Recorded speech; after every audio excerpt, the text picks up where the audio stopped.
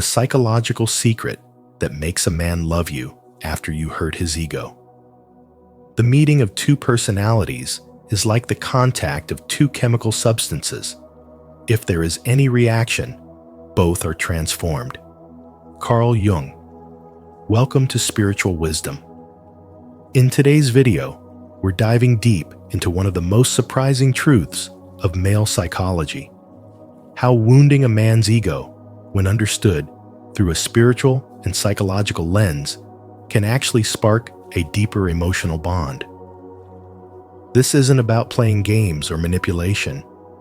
It's about awakening his inner drive to grow, prove himself, and reconnect through love. As you listen, consider how these powerful insights could transform the way you approach your relationships. Have you ever experienced a shift in someone's feelings after a moment of conflict or distance? Comment below and share your story as we grow through each other's wisdom. And don't forget to like, subscribe, and turn on notifications so you never miss another moment of transformation. 1. The hidden truth about the male psyche. When you chase a man, something subtle but powerful happens. You shift the dynamic and not in your favor. It's not just that he begins to lose interest. It's deeper than that. You unintentionally trigger something in him that makes him perceive your love not as a gift, but as a plea. And the male psyche, rooted in ancient instincts, does not respond well to being pursued.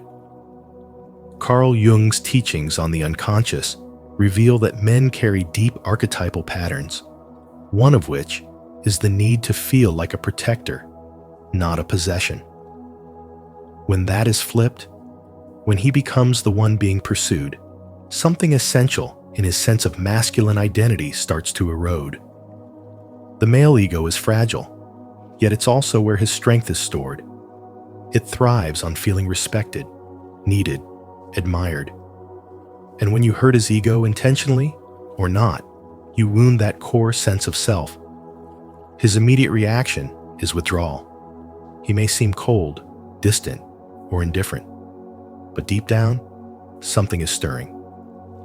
According to Jung, this is when the man's shadow self is activated, the part of him that holds unresolved fears, insecurities, and unmet needs.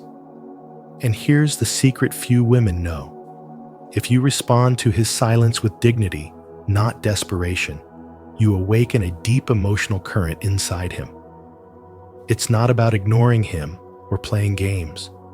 It's about standing still with your head held high, signaling that you understand his pain, but will not abandon your own self-worth to soothe it. This response confuses his ego, but intrigues his soul. Because now, instead of feeling pursued, he feels drawn. He begins to question his reaction. He starts to remember your essence, not the conflict, but your presence. Not your words, but your energy. And slowly, what was once a wall becomes a mirror. He sees himself in how you handled the break. This shift can be profound. A man will rarely confess it, but what touches him most is when a woman does not try to fix his pain, but instead remains rooted in her light while he finds his way. There is something unforgettable about that kind of power. It speaks to a part of him that goes beyond attraction. It speaks to reverence. A man will chase countless women, but he will never forget the one who knew how to hold her center when his world fell apart. A modern woman named Elise once told the story of how she hurt the man she loved during an argument. Her instinct was to apologize repeatedly, to call, to explain. But instead, she chose stillness. She let him go, not with bitterness, but with grace. And in doing so, she allowed him to process, to confront himself, and eventually to return, not because she begged, but because her silence reminded him of who he was before the wound. That's the difference. It's not about controlling him. It's about becoming a reflection of the strength he forgot he had. Carl Jung believed relationships are catalysts for individuation, the process of becoming whole. When you hurt a man's ego, you don't destroy the relationship.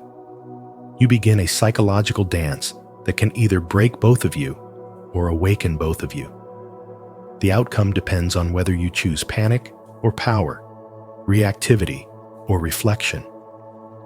The space you create in your silence can become the very field where love matures. And if he grows from it, he won't just love you again. He'll love you deeper, not because you healed him, but because you never left yourself behind.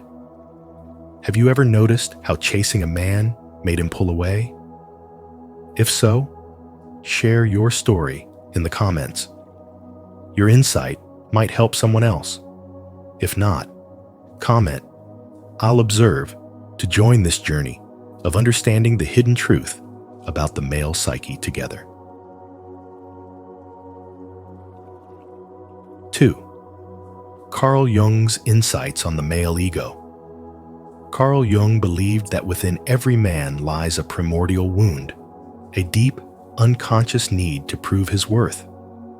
This isn't just about proving himself to the world, but to himself, to the woman he loves, and to the invisible expectations passed down from generations of silent fathers and broken pride.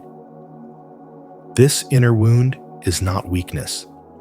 It is the origin of his desire to become more capable, more powerful, more worthy.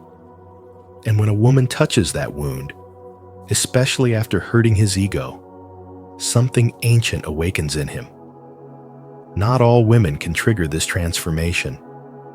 Only the one who stands firmly in her truth, who doesn't bend to please or soothe what isn't hers to fix, can spark this fire. When she withdraws her energy, not as punishment, but as a form of self-respect, he feels the sting. But that sting does not always drive him away. It calls him to rise. That sting reminds him that he is not entitled to love. He must earn it, protect it, and grow to meet it. Attraction, at that point, is no longer casual. It becomes compulsive. He thinks about her when he wakes. He replays their conversations. He wonders how he lost her attention, her warmth, her softness. And then the realization hits him. She didn't abandon him. She reflected him. Her withdrawal wasn't rejection. It was revelation. The mirror she held up to him showed him the gap between the man he is and the man he knows he could be. That gap burns. But in that fire, something sacred is forged. This isn't manipulation. This is spiritual wisdom. A woman who holds her power gently but firmly does not just attract a man's body. She pulls his soul forward. She becomes a catalyst for his individuation, the very process Jung described as the integration of the self. She doesn't need to beg for love or chase validation. She simply becomes the invitation for him to evolve. Some men, when faced with this rupture, shut down and run. But others feel the call of something deeper than desire. They feel destiny, and they come back, not just with apologies, but with change. Not because she demanded it, but because her silence spoke louder than any words. Because her presence, now absent, haunted his soul in ways he couldn't explain. Her respect for herself made him respect what he lost. And that, more than anything, inspired his transformation. In truth, the moment his ego is hurt is the moment of decision. Will he harden, or will he grow? Will he retreat into pride, or will he rise into purpose? It is in that fragile, powerful moment that love becomes real, not as comfort, but as alchemy. Her refusal to carry his emotional immaturity becomes the very force that awakens his masculinity. Not the false kind built on dominance, but the true kind, rooted in courage, humility, and emotional depth. What she ignites in him is not just attraction, it is initiation. She activates the part of him that has been waiting for a reason to rise. And sometimes, it takes the echo of her absence to awaken the full weight of her worth in his life. Do you feel the truth in this? If it resonates, declare it in the comments. His soul awakens when I see his wound with love. 3. Why most women fail. Many women make the common mistake of giving everything they have, love, time, and unwavering devotion, only to find themselves receiving very little in return. This pattern often leaves them feeling exhausted and undervalued. It's important to understand that love is not a transaction of endless giving without balance. There is a deeper psychological dynamic at play that shapes how men experience attraction and affection. Carl Jung's insights into the masculine psyche reveal a fundamental truth. Men tend to value what they have to work for. This is not a matter of manipulation or gamesmanship, but a reflection of an inherent psychological drive. Men are wired to appreciate challenge and effort. When something comes too easily, it can lose its significance in their eyes. As Jung said, where love rules, there is no will to power, and where power predominates, love is lacking. This highlights the delicate balance between love and the natural masculine need to prove worth. Modern neuroscience backs this understanding by showing that a man's brain releases motivation and reward chemicals like dopamine when he pursues and earns emotional connection. When love is freely given without invitation or challenge, the brain does not register it as valuable or meaningful. This explains why men often pull away when they feel that emotional intimacy is handed to them without any effort. Historical examples illustrate this truth in living color. Magnetic women, such as Cleopatra and Marilyn Monroe, embodied a captivating balance of mystery, self-respect, and allure. They understood the power of holding space, of not overextending themselves, and of inviting men into the dance of pursuit. Their power was rooted not merely in their beauty, but in their spiritual awakening to their own worth and sovereignty. For you, this means that true attraction begins with a deep respect and honor for your own inner world. On your path of spiritual awakening, the way to draw a man's genuine love is not by giving endlessly, but by cultivating your own wholeness and presence. When you embody self-worth and live from a place of centeredness and joy, your energy naturally becomes magnetic. It sends a clear message: I am complete and worthy, and I will not settle for less. This shift in mindset and energy is the key to transforming your relationships. Instead of trying harder, being more available, or chasing love, focus inward. Become the most authentic and spiritually awakened version of yourself.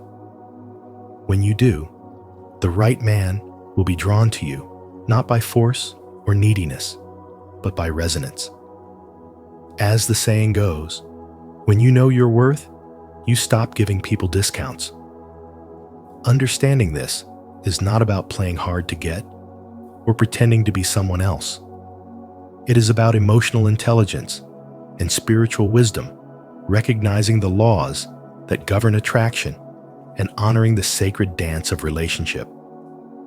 Jung believed that individuation, the process of becoming your full self, is the foundation for meaningful connection. The man who truly belongs in your life will meet you in that space of authenticity and self-possession. By awakening to your own power and value, you shift the entire dynamic. You no longer seek validation through giving love away freely, but rather, You embody love as your natural state. This is the essence of spiritual awakening in relationships, loving yourself so fully that you invite the right love to meet you there. Stay connected with our spiritual wisdom community by subscribing to the channel. Here, we uncover the truth behind relationships, self-worth, and feminine power, guided by both ancient wisdom and modern psychology. Remember, you are not meant to chase love. You are meant to radiate it.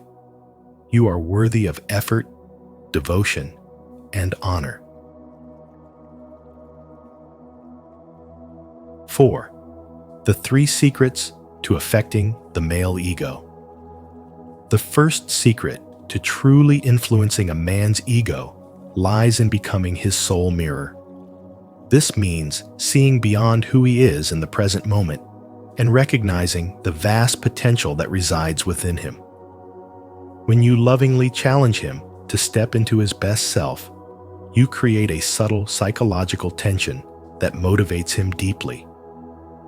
It's not about pressuring or demanding change, but about reflecting his hidden strengths and possibilities with genuine belief.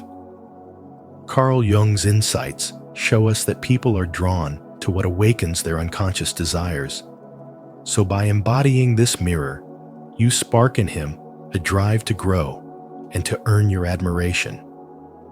For instance, instead of focusing on his current flaws or limitations, you gently encourage his dreams and talents, inspiring an inner transformation that fuels his attachment to you. The second secret is the paradox of presence, which defies the common notion that constant attention keeps a man close. Instead, being like the moon, always present but also mysterious, creates a powerful attraction. When your availability is intermittent, it triggers increased dopamine release in his brain, making your attention feel more rewarding and compelling than if you were always immediately accessible. Living a full, independent life that he wants to be invited into, rather than one revolving solely around him, makes you far more desirable. Take, for example, a woman who pursues her passions, friendships, and career with confidence without rushing to reply to every message. This distance, balanced with genuine presence, draws him in naturally, sparking his curiosity and deepening his interest. The third secret involves confronting the shadow of those hidden insecurities and fears that every man carries but rarely shows. Carl Jung described this shadow as a core part of our psyche, filled with vulnerability and fear of rejection or inadequacy. To bridge this divide, you must first be willing to show your own vulnerability, creating a safe emotional environment. When he senses this openness, he feels secure enough to reveal his own hidden struggles. But crucially, when he opens up, avoid rushing to rescue or fix him. Instead, reflect his courage back to him, acknowledging his bravery in being vulnerable. This mutual vulnerability leads to the release of oxytocin, a powerful hormone that strengthens emotional bonding and trust. This process forms a deep connection far beyond surface attraction, fostering intimacy grounded in authenticity. Together, these 3 secrets, the soul mirror, the paradox of presence, and confronting the shadow, form a powerful framework for awakening a man's love even after his ego has been hurt. They are not about manipulation or control, but about inspiring growth, maintaining healthy boundaries, and nurturing emotional safety. Through these principles, grounded in Carl Jung's psychological wisdom, you invite a deeper spiritual awakening in your relationship, allowing both partners to evolve and connect on a profound level. If you're ready to understand the deeper layers of the male ego and build magnetic, lasting connections, comment below. I reflect his soul. not his shadow. 5. The science behind it. Neuroscience confirms that dopamine, the brain chemical responsible for pleasure and desire, increases when a man encounters challenge and mystery. When a woman withdraws emotionally or challenges him in a way that disrupts his ego, his system doesn't shut down. It wakes up. His brain interprets this tension not as rejection, but as an opportunity.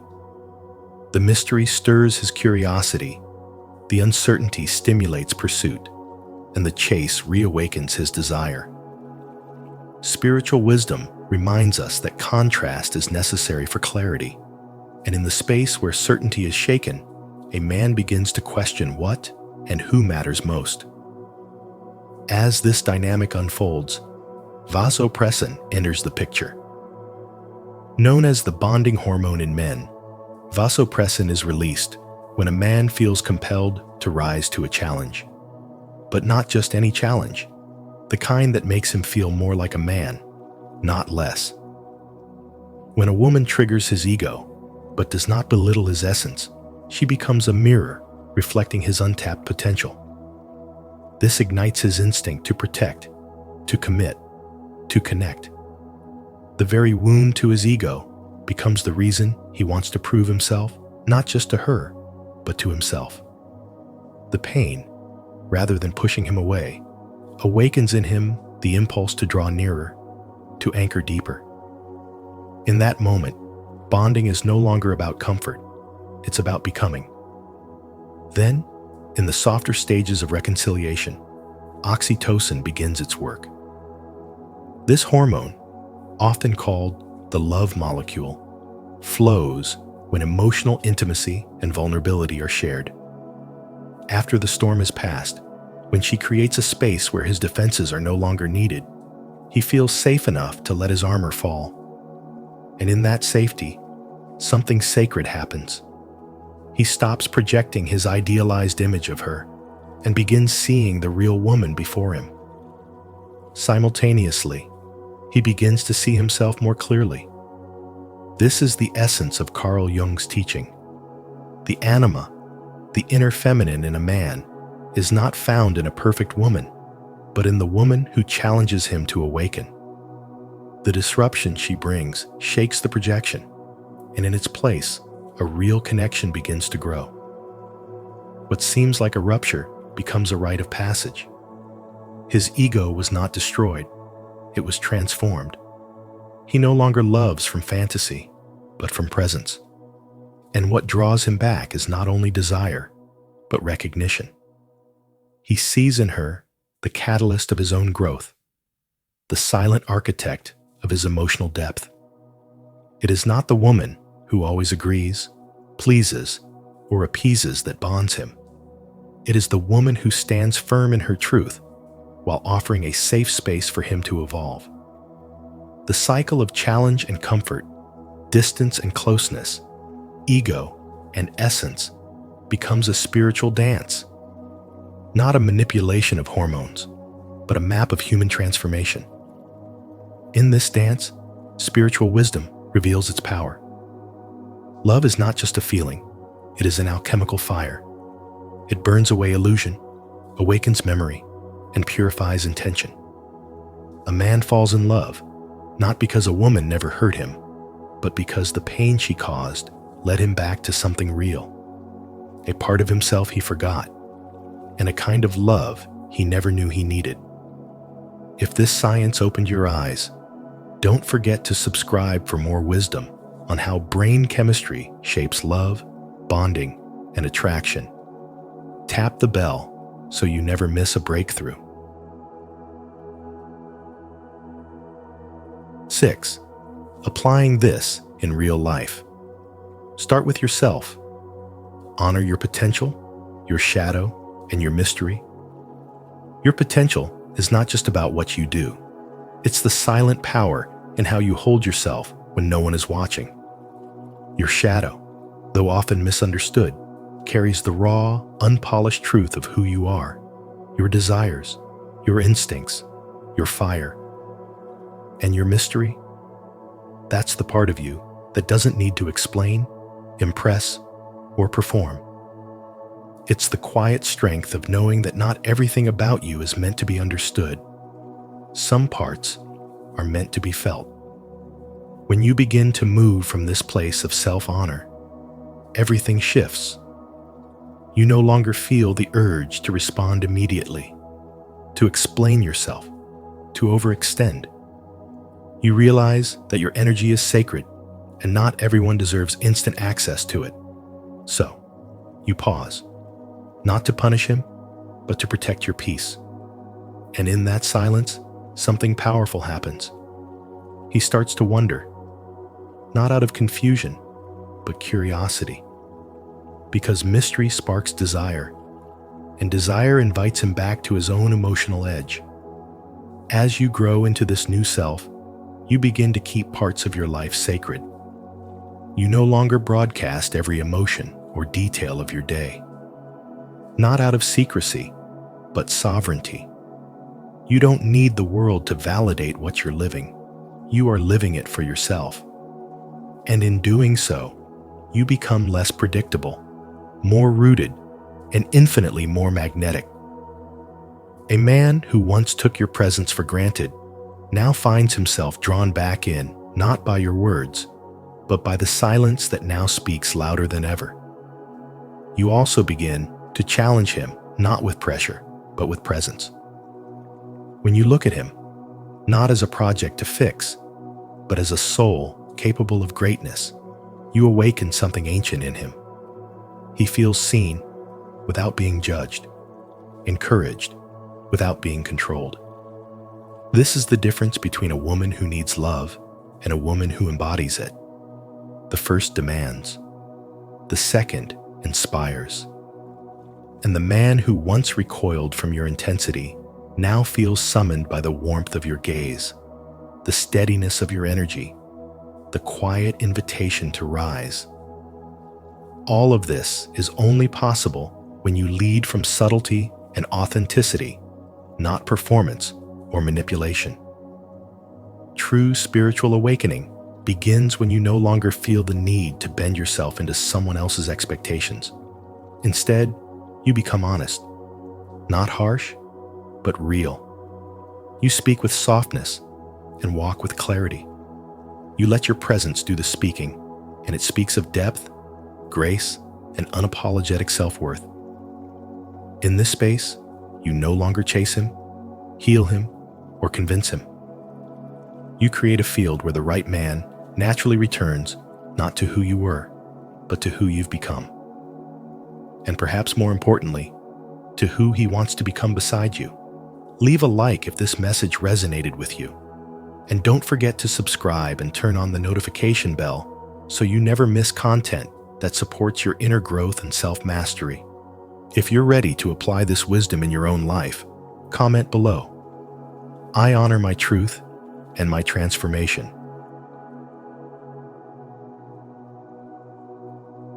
7. Real-life examples. Mariana was once deeply invested in a man who barely acknowledged her presence. She poured her heart into the relationship, hoping that more love would earn his attention. But everything shifted when she stopped trying to prove herself. Instead of reacting emotionally, she practiced emotional neutrality, held her energetic boundaries, and embodied silent confidence. Without a single dramatic conversation, he began to turn toward her, not away. His energy softened, his attention deepened. She had unknowingly touched something inside him far beyond ego, his need to feel safe in her presence, not judged. And that was the moment his love truly began. Louisa, on the other hand, believed that honesty meant saying everything she felt at all times. She overshared every emotion, every worry, every minor shift in the relationship, thinking it made her open and real. But her constant need to be understood robbed the relationship of mystery. It left no space for pursuit.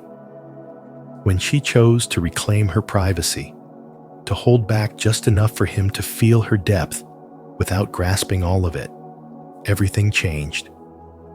As Carl Jung once wrote, the meeting of two personalities is like the contact of two chemical substances. If there is any reaction, both are transformed. Her silence created tension, not fear, but fascination. He leaned in, not because she demanded it, but because she became unknowable in a way that magnetized his masculine instinct to explore. Teresa loved a man terrified of commitment. For years, she tried convincing him that she was the right one. She overcompensated, gave him time, patience, endless reassurance, but it only fed his fear. One day, she stopped arguing and began healing herself. She acknowledged his wounds without carrying them. She named the cycles they repeated not with blame, but clarity. And something softened in him. For the first time, he didn't feel pushed. He felt witnessed. Slowly, he opened up, faced his fears, and chose her without being chased, coerced, or convinced. Katerina spent years dimming her own light, believing that being too successful, too passionate, too bold would intimidate men. She shrank to fit their comfort, made herself smaller to be more acceptable. But it only attracted men who wanted control, not partnership. The moment she stopped apologizing for her power, she attracted a different kind of man. A man who saw her ambition as beautiful, her voice as strength, and her fullness as freedom. Her spiritual awakening was not loud, it was inward. She stopped asking, "How do I make someone love me?" and started asking, "How do I love myself enough to stop performing?" Carl Jung's work revealed that every man has a hidden wound, the part of his ego that fears failure, rejection, or insignificance. When a woman tries to soothe that wound through pleasing or over-explaining, she often reinforces his fear.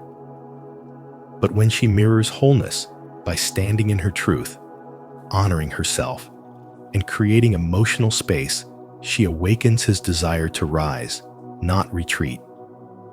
Because men do not fall in love with women who explain themselves. They fall in love with women who embody emotional clarity. They don't stay for comfort alone. They stay for the spiritual awakening that presence inspires. These stories are not fantasies. They are proof that true love doesn't begin with control or ego. It begins the moment you stop begging for love and start becoming love itself. 8. Empowering message for women. Stop dimming your light to make a man feel secure. When you suppress your truth, hide your intelligence, or soften your brilliance just to avoid wounding his ego, you are not being loving. You are abandoning yourself. Men do not fall in love with women who become invisible. They fall in love with women who are fully alive. A man may be intrigued by beauty, but what makes him stay is the undeniable presence of a woman who has claimed her power, who radiates emotional depth, intuitive fire, and spiritual wisdom. She doesn't shrink to soothe his insecurities. She challenges him to rise. When a woman owns her truth, something shifts biologically, emotionally, spiritually. There's a magnetism in her presence that cannot be explained but only felt. This is not about dominance. It's about resonance. A woman in alignment with her soul becomes irresistible not because she performs, but because she simply is. Her energy speaks louder than words. Her silence is not empty, it's sacred. And when she looks at a man, she doesn't seek permission. She sees his potential, even when he's forgotten it himself. Carl Jung said that every man carries within him the eternal image of woman, not the image he sees in front of him, but the one he holds within his unconscious. When a woman dares to be her true self, she awakens that archetype within him. But that awakening can be terrifying. It stirs his shadows. It threatens the ego he's built on control, approval, and predictability. If his self-worth is fragile, he may retreat. He may lash out. He may blame you for his discomfort, when in truth, you've simply revealed how disconnected he is from his own soul. But that is not your burden to carry. You were not born to manage his fears. You were born to embody the sacred dance of power and softness, of chaos and order, of wildness and wisdom. Spiritual awakening isn't about becoming palatable. It's about becoming whole. A whole woman doesn't water herself down to be digested by someone who isn't hungry for the truth. She speaks it, she walks it, she becomes it. And when she does, she doesn't just attract love, she awakens it in others. So if your fire once burned too bright for someone, let it be. If your honesty shattered a fragile illusion, let it break. You are not too much. You are the exact medicine a conscious man has prayed for. And he will not be threatened by your power.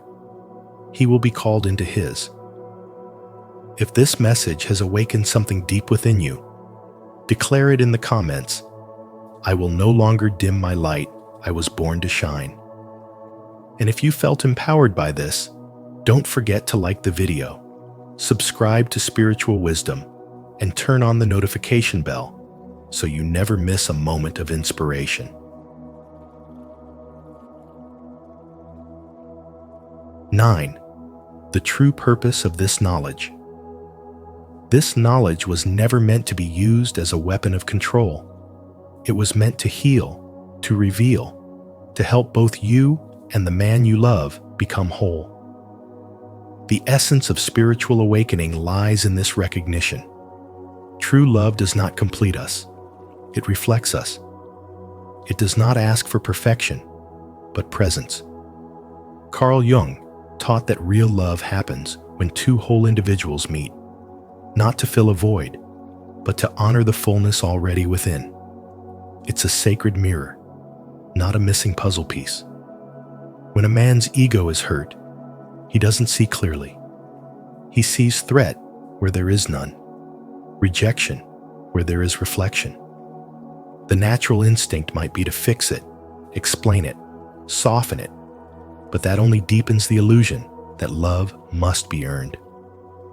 Instead, when you've done your inner work and stood firmly in your emotional maturity, you don't react. You radiate. You give him space, not silence. You offer presence, not pressure. And in that space, he begins to see you not as a source of pain, but as a source of transformation. There is deep spiritual wisdom in how you respond to his wounded masculine. When you hold your center, instead of collapsing into guilt or fear, he senses something different, something rare. You don't diminish yourself to protect his pride. You don't shrink your truth to soothe his insecurity. You stay rooted in self-worth. And from that grounded place, you become a reflection of the man he could be if he too chose to rise. You become a spiritual mirror, not a savior. And that reflection is powerful enough to cut through ego, to call something ancient in him to awaken. This is what the sacred feminine truly is. It is not weakness. It is not compliance. It is a steady flame that burns with compassion and clarity. When met with that energy, the masculine has a choice: defend the ego or surrender to growth. If he chooses growth, he does not love you because you fed his pride. He loves you because you challenged him with grace. You didn't punish his pain. You allowed it to surface without shame. And that kind of love is unforgettable. You are not here to beg for affection or prove your worth. You are here to embody wholeness so fiercely that anyone who comes close is invited to do the same. The moment you stop trying to be chosen and instead choose yourself, everything changes. He feels it. He may not understand it at first, but something in him shifts. You are no longer a character in his emotional drama. You are a mirror of his soul's potential. This is not manipulation. It's alchemy. And it only works when you're honest with yourself, when your actions are aligned with love, not fear. Jung reminds us that what is unconscious will continue to control us until we bring it into the light. So let this be your light, not to dominate a man, but to inspire him, not to bind him, but to awaken him. Because in the end, what he truly falls in love with is not your perfection, but your presence. Not your ability to heal him, but your willingness to heal yourself and remain whole in the face of his brokenness. Remember, love isn't about perfection. It's about understanding the deeper layers of the human psyche. Even when egos are bruised, true connection is still possible when you approach the relationship with wisdom, patience, and emotional awareness. Carl Jung taught us that what is unconscious seeks expression, and sometimes it's through emotional tension that the soul calls for healing and growth. If this video gave you insight into your relationships, please don't forget to like, share, and subscribe to Spiritual Wisdom. And make sure to turn on the notification bell so you won't miss any of our future videos filled with deep psychological and spiritual insights. Until next time, stay grounded, stay wise, and always choose growth. The 6 dangerous people Carl Jung says you must avoid. Until you make the unconscious conscious, it will direct your life and you will call it fate. Carl Jung. In today's video from Spiritual Wisdom, we're diving deep into a powerful message from Jung that could change the way you protect your energy and peace. Jung warned us about 6 types of people whose hidden behaviors can drain your spirit, distort your path, and quietly sabotage your growth. Are any of them in your life right now? As you watch, reflect on your relationships, then comment below. I choose peace over chaos. Your story might just help someone else awaken too. Let's explore this together. 1. The unconscious manipulator. The unconscious manipulator is one of the most dangerous people you can encounter, not because they intend to harm you, but because they don't know they're doing it. Beneath the surface of their charm and emotional depth lies a pattern of hidden projections and unresolved wounds. They carry pain they've never faced, and instead of processing that pain within, they unknowingly hand it to you. You become their emotional mirror, their savior, their energetic sponge. This person doesn't necessarily shout about their suffering. Often, they whisper it through subtle behaviors, passive remarks, victimhood cloaked in vulnerability, and silent expectations that you carry what they refuse to confront. You find yourself feeling responsible for their well-being, even though you never agreed to that contract. You start doubting your instincts, second-guessing your boundaries, and slowly, your emotional clarity becomes fogged with their inner chaos. They don't just want attention, they crave energetic hosting. You become a character in their inner drama without realizing you've been cast. They draw you in with sincerity, maybe even affection. You care for them. You try to help. You tell yourself they're just going through something, and maybe if you love them enough, they'll heal. But what's really happening is far more spiritual than psychological. They are projecting what they refuse to see in themselves onto you. And through that projection, they feed off your emotional strength. Carl Jung called this the danger of projection. When someone refuses to integrate their shadow, the guilt, the shame, the fear they cast those disowned pieces outward, you're not interacting with their truth. You're engaging with a distortion. And because it's unconscious, it escapes logic and bypasses confrontation. You can't talk them out of it because they don't even know it's happening. That's what makes it spiritually treacherous. It feels like love, but it's really a psychic entanglement disguised as compassion. You begin to notice how drained you feel after every interaction. Your energy dips, but your guilt spikes. You feel obligated, even when you want to pull away. You begin carrying their burdens without knowing where yours end and theirs begin. In spiritual wisdom, this is a form of energetic trespassing when someone unconsciously invades your field with their unhealed wounds and makes your soul responsible for their unconscious healing. True love doesn't require you to lose yourself. True connection doesn't ask you to abandon your clarity. When you find yourself constantly rescuing, over-explaining, or walking on emotional eggshells, you must stop and ask, is this real love? Or is this trauma trying to reenact itself in disguise? You are not here to be someone's emotional landfill. You are here to evolve. You are here to awaken. And spiritual growth demands that you recognize when your empathy is being weaponized against you. Some connections aren't sacred. They're spiritual lessons in disguise. You're not being cruel by walking away. You're honoring your soul. And sometimes, the most healing thing you can do for someone is to stop enabling the very patterns that are keeping them stuck. It's not your job to carry what they refuse to hold.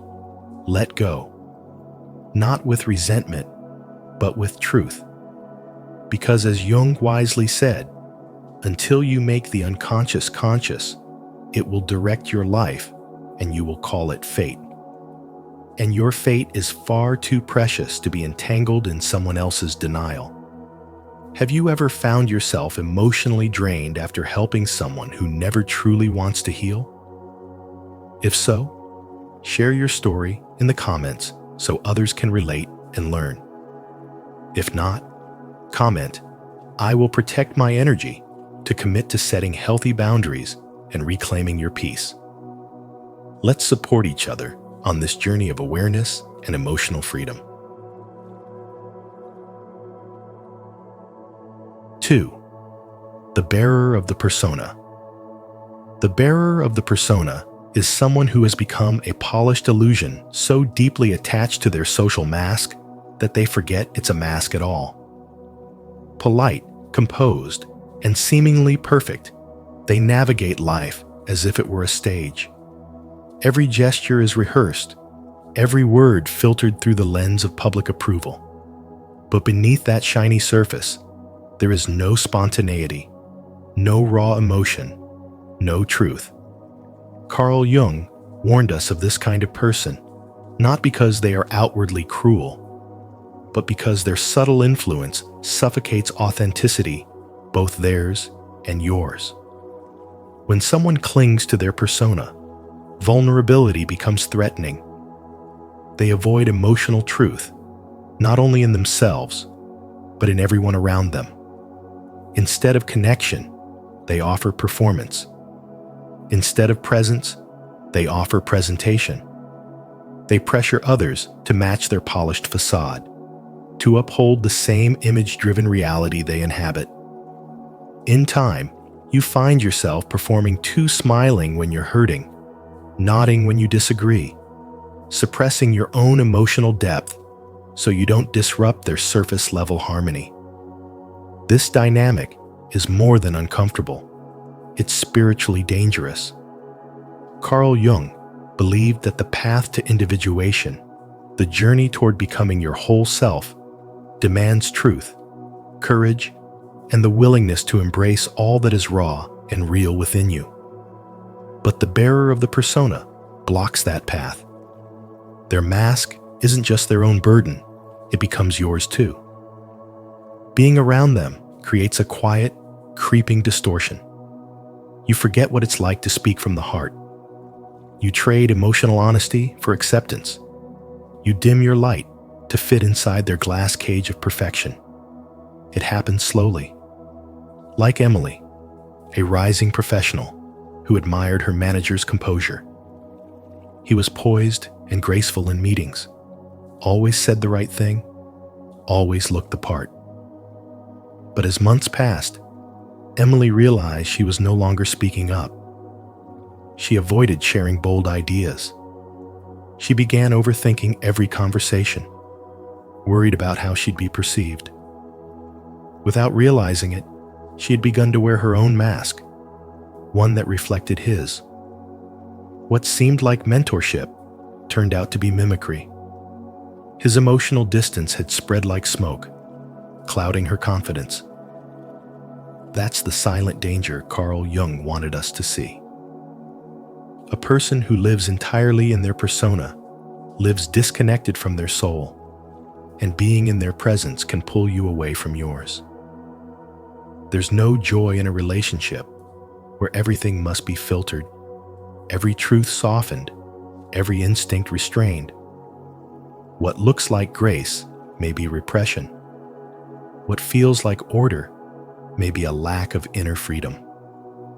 And when you mirror their persona too long, your spirit begins to whisper, "This is not who I am." Spiritual wisdom teaches that to grow, we must surround ourselves with those who welcome truth, who allow us to be messy, tender, real. A person buried in their persona cannot give you that space. They can only give you a mirror for their mask. And if you're not careful, you'll wear it so long, you'll forget your own face. Are you ready to take off the mask and live as your true self? If so, comment below. I choose authenticity to affirm your commitment to inner truth and self-liberation. Let's break free from performance and walk the path of individuation together. 3. The owner of the repressed shadow. They appear calm, collected, and morally upright, always composed, always in control. You might even admire them. But behind this polished mask hides a psychological storm waiting to break loose. Carl Jung called them the owners of the repressed shadow people, who reject the parts of themselves they deem unacceptable. They suppress their anger, their envy, their desires, even their sadness. Not because they are above these emotions, but because they fear them. They fear what these feelings say about who they are. And so, they bury them deep in the unconscious, pretending they don't exist. But the shadow doesn't vanish. It accumulates. Every unspoken truth, every feeling swallowed instead of expressed, becomes fuel for a silent fire. Jung warned that the unconscious, when ignored, doesn't stay passive. It grows in power, waiting for a crack in the surface. And when that crack comes, it doesn't whisper, it explodes. A small comment, a moment of stress, or someone else's emotional honesty can suddenly trigger a sharp and disproportionate outburst. You'll be caught off guard, wondering what just happened. And it won't be a one-time event. Living with someone like this is like walking across a psychological minefield. Everything seems fine until it isn't. These individuals are often the first to shame or criticize others for showing emotion. They see vulnerability as weakness, passion as instability. But what they truly despise in others is what they've never allowed themselves to feel. Their criticism is not insight, it's projection. Jung said, everything that irritates us about others can lead us to an understanding of ourselves. But for the repressed shadow, there is no reflection, only rejection. They do not see their emotional wounds. They only see your reactions. What makes this dynamic so toxic is that it distorts your sense of reality. You might begin to feel emotionally small around them. You hesitate to speak your truth. You second-guess your feelings. Slowly, you start to wonder, am I overreacting? Am I too sensitive? But it's not you. It's the weight of their unprocessed darkness pressing down on your light. The shadow, Jung taught, is not just a container for evil. It's also the hiding place of your creativity, your strength, your deepest potential. When someone represses it, they don't just lose access to their pain, they lose access to their power. And that loss poisons their relationships. Because intimacy requires authenticity. Connection requires vulnerability. And those who live in denial of their shadow cannot offer either. Spiritual awakening demands that we see clearly, both in others and within ourselves. Not everyone who seems peaceful is truly at peace. Not everyone who looks stable is emotionally safe. You must learn to sense what lies beneath the surface. You must honor your own emotional truth, even when someone else cannot hold it. Because the journey to inner freedom begins where suppression ends. And the greatest act of spiritual wisdom is to choose relationships where your soul can breathe. If you're ready to face your own shadow with honesty and courage, and to stop absorbing the emotional fallout of others' repression, comment below, I choose emotional truth. Let's walk this path of healing and self-integration together. 4. The moral controller. The moral controller is one of the most deceptive dangers Carl Jung warned us about because they don't wear the face of a villain. Instead, they come cloaked in virtue. They speak as though they are protecting the good, upholding truth, or guiding others to become better. But beneath that polished exterior is a deep psychological defense, projection.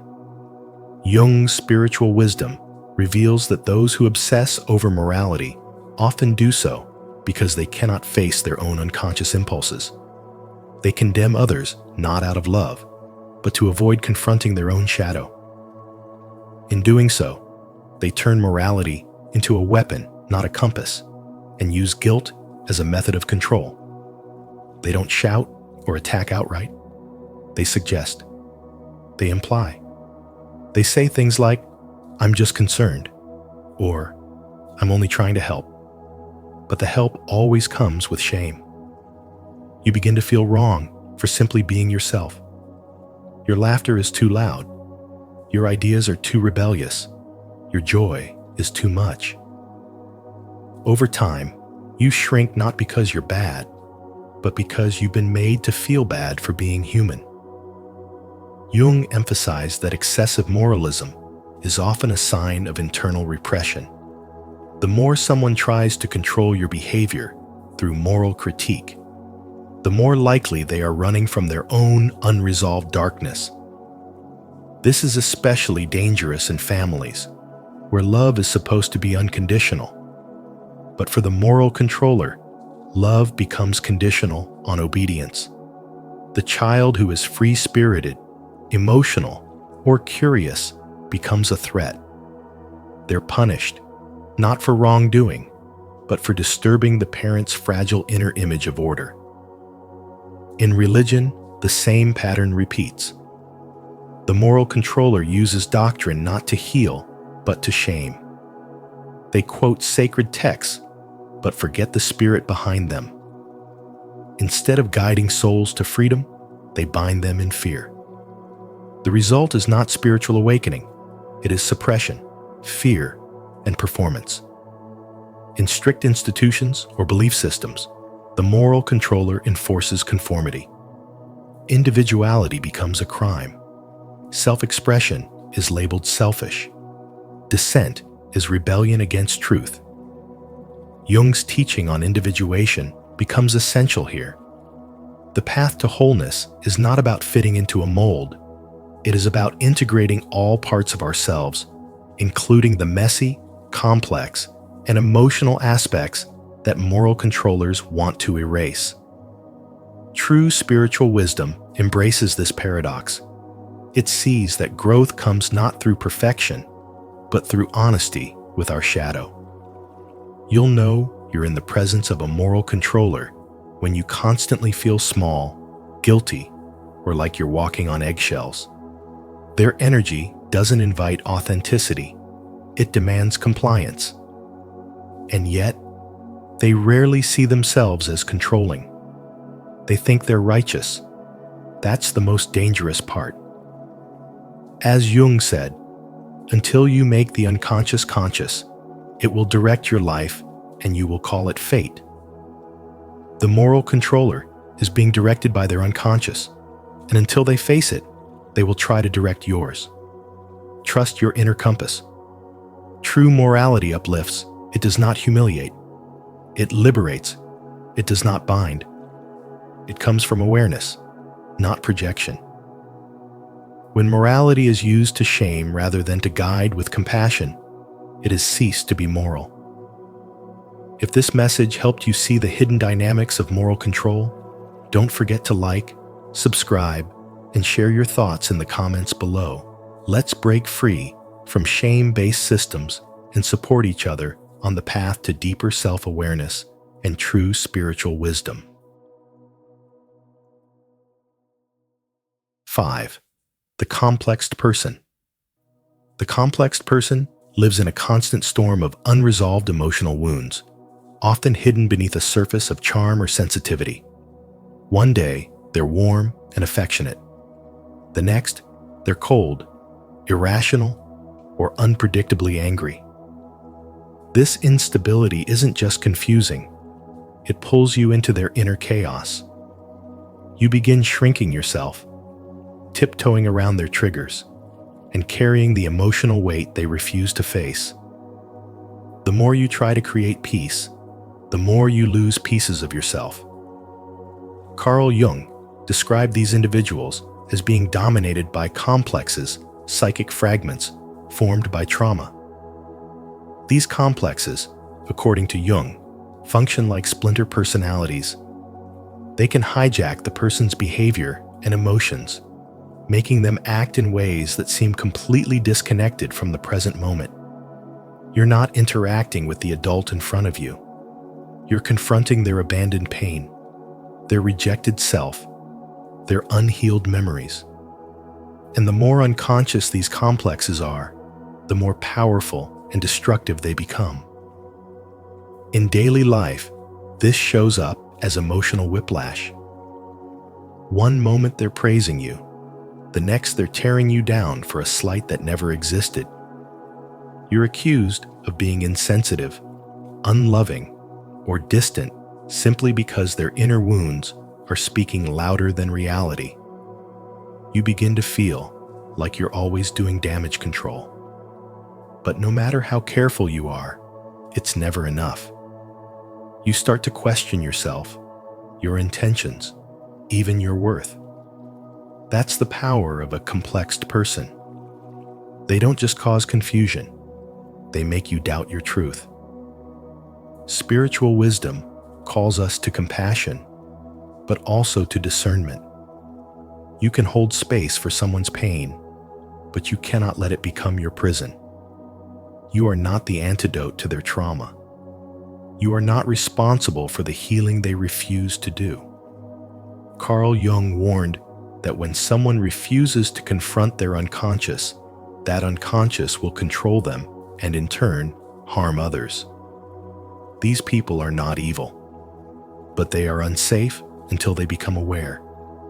In today's world, these individuals might be colleagues, partners, even family members.